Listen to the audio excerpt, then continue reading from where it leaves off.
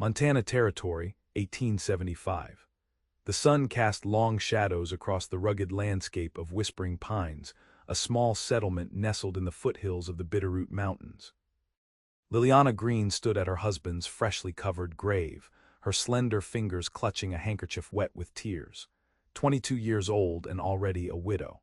2 years of marriage had ended with a stray bullet during a saloon argument that had nothing to do with her husband. The frontier had taken everything from her parents to cholera on the journey west, and now James. "No one will want me now," she whispered to the wind that rustled through the tall grass. A widow with nothing but a broken-down homestead and debts. Liliana believed that frontier women served two purposes, bearing children and keeping house.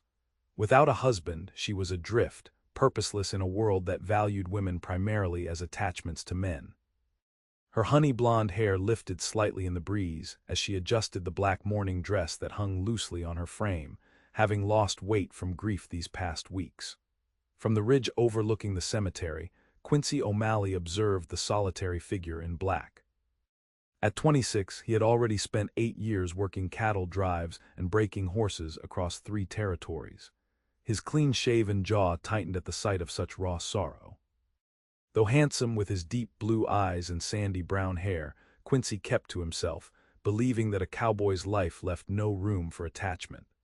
The frontier had taught him harsh lessons about loss, beginning with his family's farm being taken by the bank when he was 16. "A cowboy rides alone," he often told himself. "The trail is no place for softness."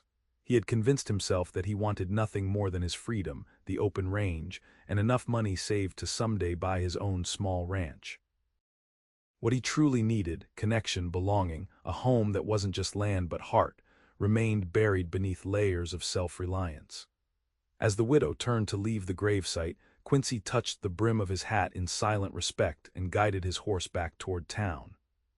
He had business with the bank, and dwelling on sorrowful widows wouldn't help him secure the loan he needed. 2 weeks later, Liliana stood on the porch of the mercantile, hands trembling as she reread the letter from the bank. The manager had been clear. Without payment on her husband's outstanding debts, she would lose the homestead within 30 days. Her wedding ring and her mother's brooch had bought her supplies for only 2 weeks. The pitying looks from townspeople followed her everywhere. "Mrs. Greene," called Mr. Peterson, the store owner, "there's a position open at the boarding house. Mrs. Taylor needs help with cooking and cleaning." "Thank you," she replied, forcing a smile. "I will speak with her today." Inside the mercantile, Quincy selected supplies for his return to the Circle M ranch where he worked. His loan application had been rejected, the 3rd time. Without family backing or collateral, the bank considered him too risky. As he approached the counter, the door opened and Liliana entered, her eyes downcast. Peterson greeted her with forced cheer. "Mrs. Greene, just telling Mr. O'Malley here about your famous apple pies." Liliana looked up, meeting Quincy's eyes briefly. "You exaggerate, Mr. Peterson. They were just pies." "Best in the county," Peterson insisted. "This young lady won the Harvest Festival baking contest 2 years running before recent events." Quincy nodded politely. "Ma'am," the simple acknowledgement was all he offered. "Mr. O'Malley," she returned with equal formality. As Peterson finished Quincy's order, a commotion outside drew their attention. 3 riders had thundered into town, laughing raucously as they nearly trampled a young boy crossing the street. "Rollins boys," Peterson muttered, "causing trouble again since their pa died. Think they own half the territory." Quincy gathered his supplies quickly. "Better be on my way before they start drinking." As he stepped onto the boardwalk, he witnessed the eldest Rollins brother dismount and approach a young woman with unwanted attention. When she tried to pass, he blocked her path. "Excuse me," she said firmly. "Now don't be like that, darlin'," Rollins drawled, "just being neighborly." Quincy hesitated, then continued loading his supplies. Not his business. Not his town, not his fight. Behind him, the mercantile door opened and Liliana emerged. She paused, assessing the situation, then surprised Quincy by walking directly toward the confrontation. "Miss Cooper," Liliana called, Your mother was looking for you at the millinery." The young woman seized the opportunity, ducking around Rollins, who turned his attention to Liliana instead. "Well, if it isn't the widow Greene," he said, tipping his hat mockingly. "Heard you might be looking for a new arrangement. My ranch could use a woman's touch." Liliana stiffened. "I manage my own affairs, Mr. Rollins." "Not what I hear. Bank's about to take that little patch of dirt you call home." Quincy secured the last of his supplies and mounted his horse, meaning to ride away. Instead, he found himself turning toward the exchange. "Mrs. Greene," he called, "I believe we had an appointment to discuss that business matter." Liliana looked puzzled, then understood the lifeline he'd thrown her. "Yes, Mr. O'Malley, I'm afraid I'm running late." Rollins scowled. "Didn't know you two were acquainted." "There's plenty you don't know, Rollins," Quincy said evenly. "Mrs. Greene, shall we?" He extended his hand, and after a moment's hesitation, Liliana took it, allowing him to help her onto the boardwalk beside him. Her hand was warm and soft against his calloused palm, and he released it quickly once she was steady. "Thank you," she murmured as they walked away. "Just passing through," Quincy replied. "Seemed like you could use an exit." "They've been circling since the funeral, vultures waiting for me to fail." Quincy nodded, walking her to the edge of town. "You heading home now?" "To the boarding house. I start work tomorrow." "I'll see you there safely." "You don't need to." "It's on my way," he lied.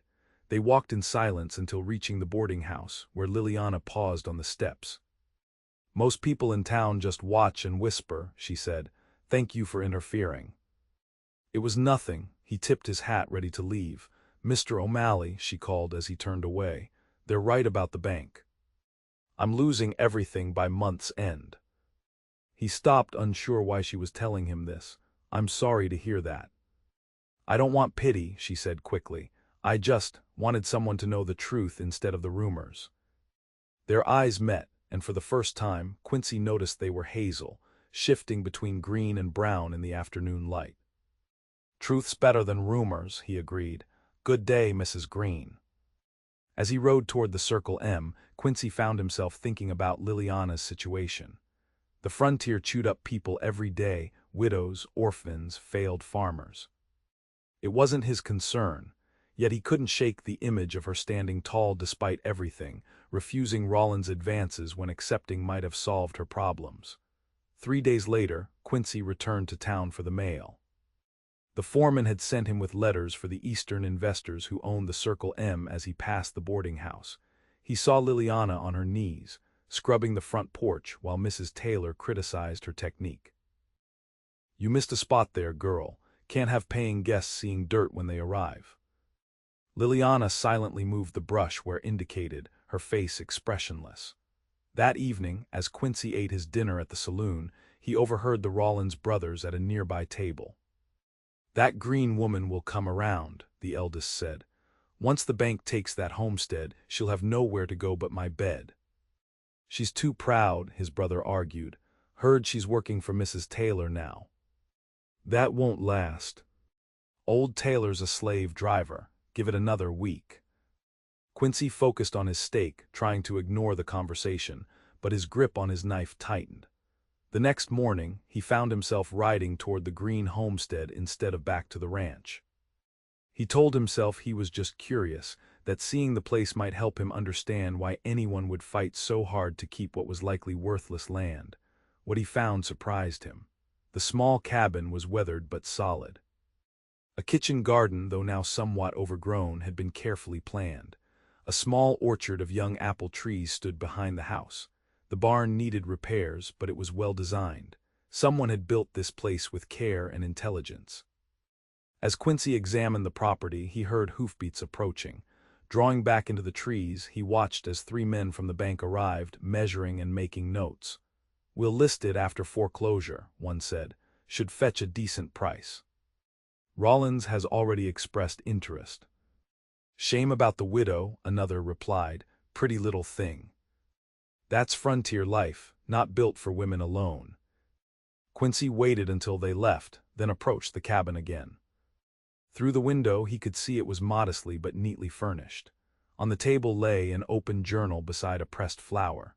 The scene struck him with unexpected force, evidence of a life interrupted, of someone who cared for beauty even in this harsh place. 2 days later, Quincy requested time off from the ranch foreman, claiming personal business in town. Instead of his usual room at the boarding house, he took a room at the hotel and spent the morning at the bank. He found Liliana that afternoon, carrying linens from the boarding house to the washhouse behind the building. "Mrs. Greene," he called, approaching her. She looked up, surprise evident on her face. "Mr. O'Malley. I didn't know you were in town." "Just arrived. I was hoping to speak with you about a proposition." Her expression immediately closed. "I believe I've heard enough propositions lately, thank you." Quincy realized his mistake. "A business proposition," he clarified, "about your homestead." Liliana set down her basket. "There's nothing to discuss. The bank takes it next week." What if there was another option? She studied him warily. "What option?" "I need land to qualify for a cattle loan. You need capital to clear your debts." "Are you offering to buy my home?" "No, I'm suggesting a partnership." Liliana laughed, a sharp, disbelieving sound. "A partnership? With a man I barely know." "Hear me out," Quincy said. "I've been saving for 3 years to start my own operation. I have money, but banks won't lend to a cowhand without land." "You have land but no capital. And what would this partnership entail?" "I pay off your debts. We develop the property together, expand the orchard, add cattle, split the profits." Her eyes narrowed. "And where would you live during this arrangement?" "I'd build a small cabin on the north section. Your home remains yours alone." "Why would you offer this to a stranger?" Quincy hesitated. "I saw your place, it has potential. Good water, decent grazing land beyond the trees. And I'm tired of working other men's cattle." Liliana studied him for a long moment. "This is a business arrangement only." "Strictly business," he confirmed. "I need time to consider it." "You have until tomorrow. I must return to the ranch by week's end." That night Liliana couldn't sleep. Quincy's offer seemed too convenient, too perfectly timed. Men didn't offer partnerships to women without expecting something in return. Yet losing her home meant losing the last connection to her husband and the future they had planned. Morning found her at the hotel, knocking on Quincy's door. When he answered, she noticed he was already dressed for the day, hat in hand. "I have conditions," she said without preamble. "I'm listening. First, everything in writing, witnessed by the lawyer. Second, I maintain sole ownership of the original homestead plot. Your investment gives you rights only to the additional acreage. Third, I continue making the decisions about the orchard." Quincy considered her terms, agreed with one addition. "All new livestock decisions are mine." "Agreed." They shook hands, the contact brief but firm. "I'll arrange the paperwork," Quincy said. "Can you meet at the lawyer's office at noon?" By evening, the papers were signed. Liliana watched in the bank as Quincy counted out enough money to clear her debts entirely, with some remaining for improvements. The bank manager seemed disappointed to lose the foreclosure opportunity. "Well, Mrs. Greene," he said, "it appears you found a solution, rather unconventional but effective." "Thank you for your concern," she replied coolly. "I'm sure you'll find other properties to foreclose on." Outside, Quincy almost smiled at her remark. "I'll return in 2 weeks with supplies and begin building my cabin." "I'll expect you then, Mr. O'Malley." As promised, Quincy arrived 2 weeks later with a wagon of lumber and tools. Liliana watched from her porch as he marked out the location for his cabin, far enough from her home for privacy, but close enough should trouble arise. For the first few days they barely spoke, each focused on their own tasks, Quincy building, Liliana reclaiming her garden. On the 4th evening she approached his campfire with a covered dish. "Apple pie," she explained, setting it down. Mr. Peterson wasn't entirely exaggerating. Quincy looked up from the plans he was sketching. Thank you. You've been working hard. Thought you might appreciate something besides beans. He cut into the pie, took a bite, and his eyebrows rose. This is good, very good. My mother's recipe, one of the few things I brought west. Where are you from originally? Boston. My father was a professor until his health failed. The doctor recommended Western air. Did it help? No. He died on the trail near Fort Laramie. Mother followed 3 days later. Quincy nodded, understanding loss without needing details. Missouri for me, small farm outside Springfield. What brought you west? Bank took our farm after my father died. Mother went to live with her sister. I headed west to make my own way. They fell silent, the shared confidences hanging in the air between them. Finally, Liliana stood. I should get back. Early morning tomorrow. Thank you for the pie. Over the following weeks, a routine developed. They worked separately during the day, Quincy on his cabin and fencing for future livestock, Liliana on the garden and orchard. Occasionally, they would share a meal, usually dinner at her table where conversation gradually became easier. Liliana learned that Quincy had been saving every penny from 8 years of cowboy work, moving from ranch to ranch across 3 territories. He'd been cheated by employers twice, caught in a blizzard that killed 3 members of his outfit, and once spent 2 days trapped under his dead horse in a ravine before being found. Quincy discovered that Liliana had been teaching at the local school before her marriage, that she knew Latin and Greek from her father's tutoring, and that she had nursed her husband through a lung fever only to lose him to violence 6 months later. As summer progressed, Quincy's cabin took shape. Liliana's garden flourished. They began discussing future plans, which breeds of cattle to purchase, how many apple trees to plant next spring, whether to add chickens or pigs first. We should consider wheat for the lower field, Liliana suggested one evening as they reviewed their progress. Cattle need hay, Quincy countered. We can do both, rotate the crops. I've been reading about it. Quincy considered this. That might work. Where did you learn about crop rotation? Books. My father's library had several on agriculture. I brought a few west. He nodded, impressed despite himself. I'll consider it. The day Quincy completed his cabin, Liliana brought over curtains she had sewn from fabric purchased in town. Makes it look more like a home, she said, hanging them in the windows. Quincy stood awkwardly in the center of the main room, unaccustomed to such touches. It's just a place to sleep. It's your home, Liliana corrected. Everyone deserves a real home. That night, lying on his new bed under a roof of his own building, Quincy stared at the curtains gently moving in the breeze. He hadn't had a home since he was 16. The concept felt foreign, dangerous even. Attachment meant vulnerability. Yet as he drifted to sleep, he felt something unfamiliar, a sense of peace, of rightness. Their routine continued through late summer. Each Sunday, they rode to town together for supplies and church, presenting a united front that generated gossip but also a measure of respect. The banker who had been so eager to foreclose now tipped his hat politely. Even the Rollins brothers kept their distance, watching with narrowed eyes but making no moves. Then came the day that changed everything. Quincy returned from a trip to purchase their first cattle and found Liliana's home dark. Her horse was in the barn, but she didn't answer his calls. Alarmed, he entered her cabin and found her collapsed on the floor, burning with fever. For 3 days and nights, Quincy barely left her side, applying cool cloths to her forehead, forcing water and broth between her cracked lips, and speaking to her continuously when delirium took hold. Don't leave, he found himself whispering. You can't leave now. On the 4th day, her fever broke. When she opened her eyes, clear and focused for the first time, she found Quincy asleep in a chair beside her bed, his hand resting near hers on the quilt.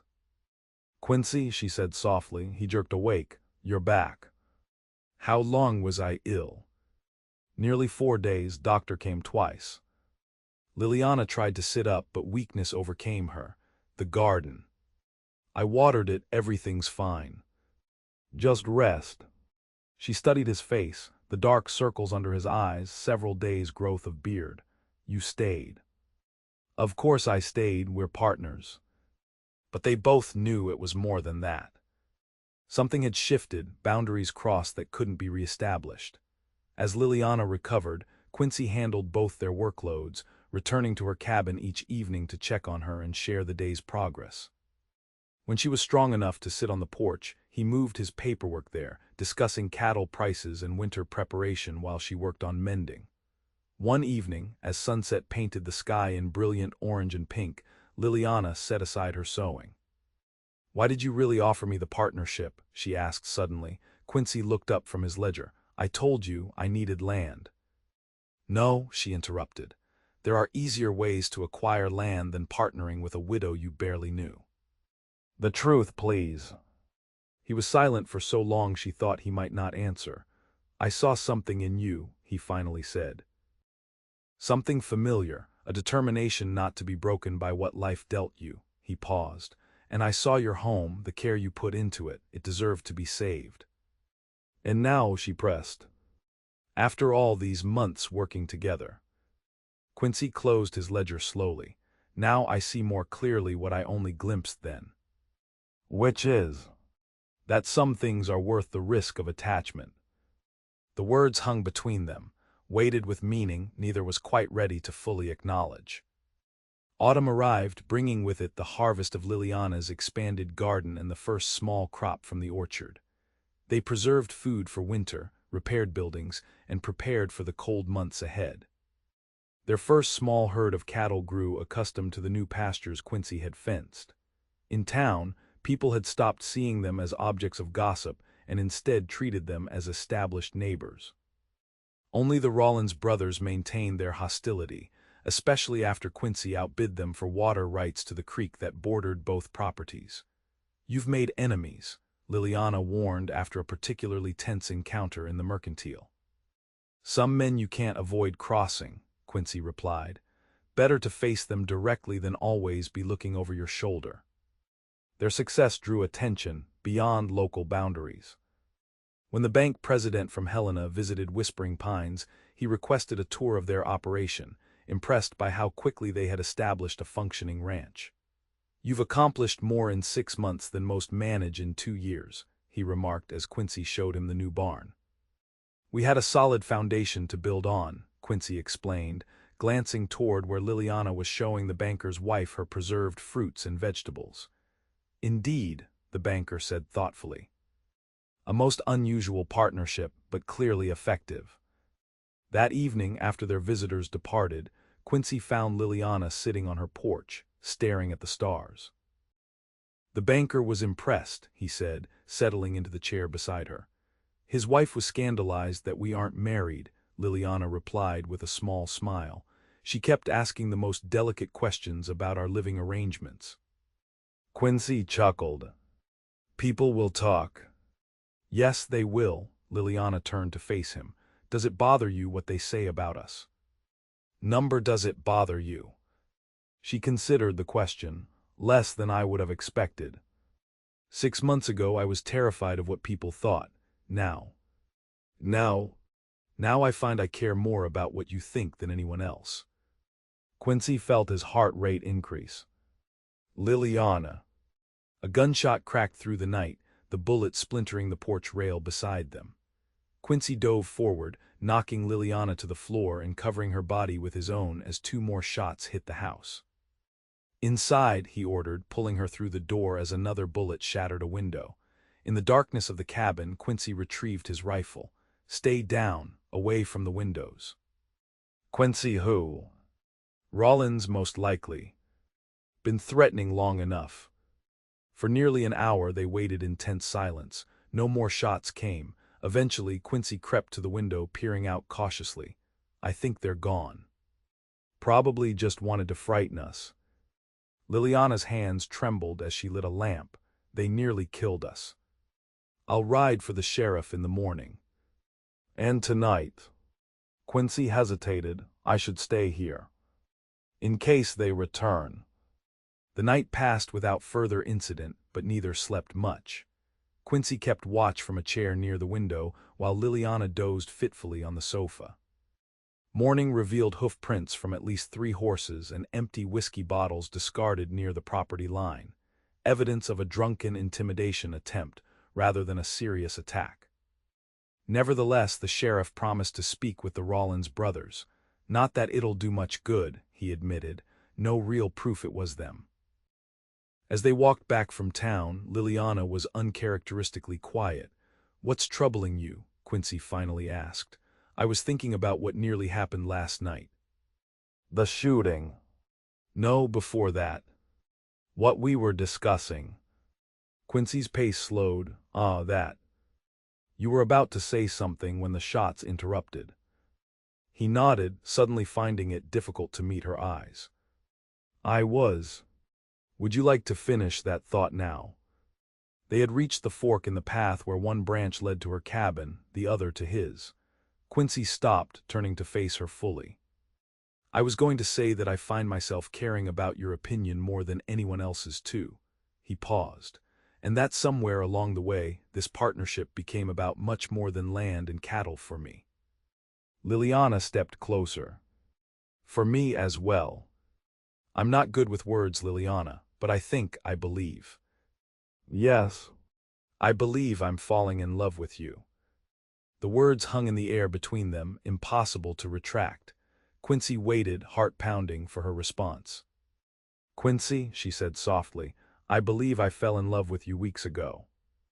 Relief and joy surged through him.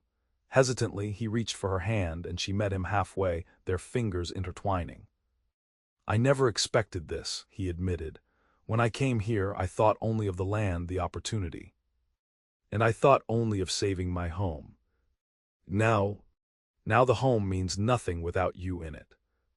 Quincy drew her closer, one hand gently lifting to touch her cheek. "May I?" At her nod, he leaned down, pressing his lips to hers in a kiss that began tentatively but quickly deepened with months of unspoken longing. When they finally separated, both slightly breathless, Liliana smiled. "I believe we've just given anyone watching from town, with a spyglass, something new to gossip about." Quincy laughed, the sound free and unburdened. "Let them talk." 2 days later, the Rollins brothers made their move in earnest. While Quincy and Liliana were in town arranging for additional lumber for winter projects, the brothers and several hired hands drove their cattle onto the contested water rights property, tearing down Quincy's fences in the process. When they returned to find the destruction, Quincy's face hardened. "Stay here," he told Liliana, reaching for his rifle. "No," she said firmly, grabbing his arm. "We face this together or not at all." After a tense moment, he nodded. "Together then, but stay behind me." They rode to the boundary, where the Rollins brothers and their men were still working to establish their illegal claim. When they spotted Quincy and Liliana approaching, they formed a line, rifles ready. "You're trespassing, Rollins," Quincy called, stopping at a safe distance. "This water belongs to our ranch legally." "You know that." "Paper rights don't mean much out here," the eldest Rollins replied. "We need this water, always have, you're the newcomers." "We paid for it fairly," Liliana spoke up, "just as you could have." Rollins sneered. "Should have known you'd hide behind a woman, O'Malley." "I stand beside her, not behind her," Quincy corrected, "and we're giving you one chance to leave peacefully before the sheriff arrives." "Sheriff?" Rollins laughed. "What sheriff?" "Old Jenkins is halfway to Helena by now. Family emergency, they say." Quincy's hand tightened on his rifle. "Last warning, Rollins, get your men and your cattle off our land." For a tense moment, it seemed violence was inevitable. Then Liliana moved her horse forward, stopping beside Quincy. "Mr. Rollins," she said clearly, "we have no quarrel with your family. This water dispute can be settled without bloodshed. We're prepared to negotiate fair access rights that benefit both ranches." Rollins hesitated, clearly not expecting reason instead of threats. "What kind of rights?" he asked suspiciously. "Scheduled access. 3 days for your ranch, 3 for ours, with the 7th rotating. All maintained in writing and witnessed in town." The Rollins brothers exchanged glances. And what do you get out of being so generous? Peace, she replied simply. And neighbors who might become allies instead of enemies. After a long consideration, Rollins lowered his rifle slightly. I'll hear the details, no promises. By sunset, they had hammered out an agreement that, while not perfect for either side, provided a workable solution. As the Rollins brothers prepared to leave, the eldest approached Quincy. Your woman's smart, he said grudgingly, too smart to waste on a cowboy. I'm aware of how fortunate I am, Quincy replied evenly. That night as they sat on Liliana's porch watching stars emerge, she leaned her head against his shoulder. I was terrified, she admitted, but I knew we couldn't start a range war. You found a better solution than I would have, Quincy acknowledged, his arm around her shoulders. Made me realize something important. What's that? That I want you as my partner in everything, not just this ranch. Liliana lifted her head to look at him. Everything. Quincy stood, then surprised her by dropping to one knee before her chair. From his pocket he withdrew a small ring, simple, but with a perfect small diamond catching the lantern light. Liliana Greene, I know it's fast, I know people will talk, but I can't imagine my life without you in it anymore. Will you marry me? Tears filled Liliana's eyes as she nodded. Yes, yes, Quincy, I will. The ring slid perfectly onto her finger as though it had been made for her. When did you get this? She asked, admiring the way it caught the light. I bought it in Helena last month when I went to arrange the cattle purchase. I've been carrying it since, waiting for the right moment. Before you even told me how you felt. I think I knew how this would end long before I admitted it to myself. They were married 2 weeks later in the small church in Whispering Pines. The town turned out in force, curious to witness the culmination of what had been their primary source of gossip for months. Even the Rollins brothers attended, standing awkwardly at the back with gift of a fine heifer. As winter settled over Montana, Quincy moved his few belongings from his cabin to Liliana's house. They decided to use his cabin as a place for storing preserved goods and eventually as a guest house when family might visit. Their first Christmas together, they exchanged simple gifts. Liliana gave Quincy a hand-knitted scarf and a journal for tracking the ranch's progress. He gave her a locket containing a small photograph they had taken in town and a set of new gardening tools for spring. By spring, their ranch had become one of the most promising in the region. The bank that had once been eager to foreclose now offered them favorable terms on loans for expansion. Their shared vision, her intelligence and planning combined with his practical ranching experience, created an operation that drew admiration and some envy. On their first anniversary, they sat together on the porch where he had proposed, watching the sunset paint the sky in brilliant colors over their flourishing land. Did you ever imagine this? Liliana asked, her head resting against his chest as they shared the porch swing he had built as a wedding gift. A year ago, I was sure I would lose everything. No one wants me, the widow said, Quincy quoted, stroking her hair gently. I remember thinking how wrong you were even then. And now here we are, she mused, her hand resting on the slight swell of her belly where their first child grew. They had confirmed the pregnancy just a week earlier, adding new joy to their anniversary celebration. Here we are, he agreed, covering her hand with his own, partners in everything. I never thought I could be this happy again after James died, Liliana admitted. I believed that chapter of my life was closed forever. And I never thought I could want roots instead of the open trail, Quincy replied. You changed everything for me. As darkness settled around them, they remained on the porch, speaking softly of their plans for the coming years, expanding the orchard, adding to their cattle herd, preparing for their growing family. Their words wove together, creating a shared vision of a future neither could have imagined when they first met. In the distance, a coyote called to its mate, the sound echoing across the land that had brought them together, land that had transformed from a burden to a blessing, a backdrop for a love story neither had been looking for but both had desperately needed. I love you, Quincy O'Malley, Liliana whispered as the first stars appeared overhead. And I love you, Liliana O'Malley, he replied, the name still new and wonderful on his tongue. Together they watched as the Montana night unfurled above their home, secure in the knowledge that what had begun as a business partnership had become the foundation for a lifetime of love on the frontier they had tamed together.